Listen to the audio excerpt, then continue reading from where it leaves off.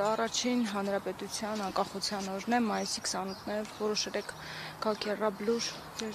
զավակի։ Այո, իմ որդին է, մենք ամեն օր ենք գալիս Եռաբլուր, ուղղակի այսօր տանն ենք, առավոտյան ենք եկել։ Եկել ենք ուղղակի, չգիտենք ինչ պատասխան տանք մեր տղաներին, երբ որ արդեն այսօր հայրենիք չունենք, իսկ իրենք կրում են մեր հերոսական անցյալի մի մասնիկն են։ Նկատի ունեք Արցախը, որ չկա։ Դե իհարկե Արցախը չկա եւ ոչ միայն Արցախը, չգիտենք մենք Հայաստանի մի մասը կա, չկա, չեմ կարող ասել։ Ուղղակի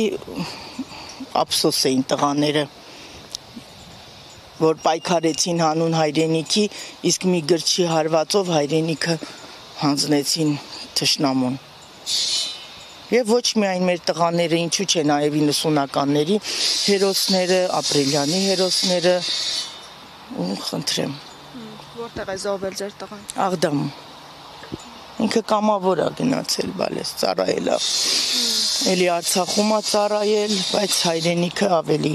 առաջնային էր իր համար։ Հիմա խոսվում է, որ հնարավոր է խաղաղության համաձայնագրից հետո խաղաղ համակեցություն լինի, հայերը գնան Բաքու ապրեն, առևտուր անեն իրար հետ։ Դուք սա իրատեսական համարում եք, որ հաղթա։ Ոչ, ոնց կարա թշնամու երկրում,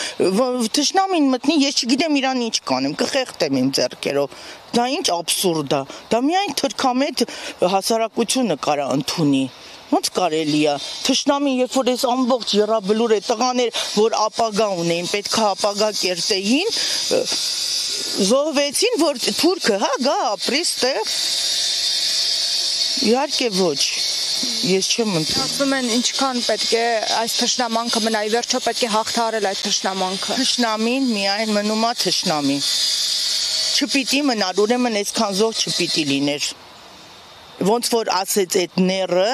այս ամենը կարա լիներ առանց այսքան զոհերի, բայց նա այս տղաներին զոհեց, հանուն իրա չգիտեմ ինչ բարեկեցի կյանքի, ու ժողովուրդն էլ հանդուրժում է, դա հանդուրժելու բան չի։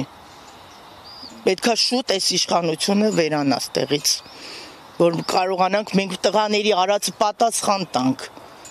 տղաներին գոնե պատասխան տանք, ինչի համար ենք ապրում, չգիտեմ, շատ դաժան է։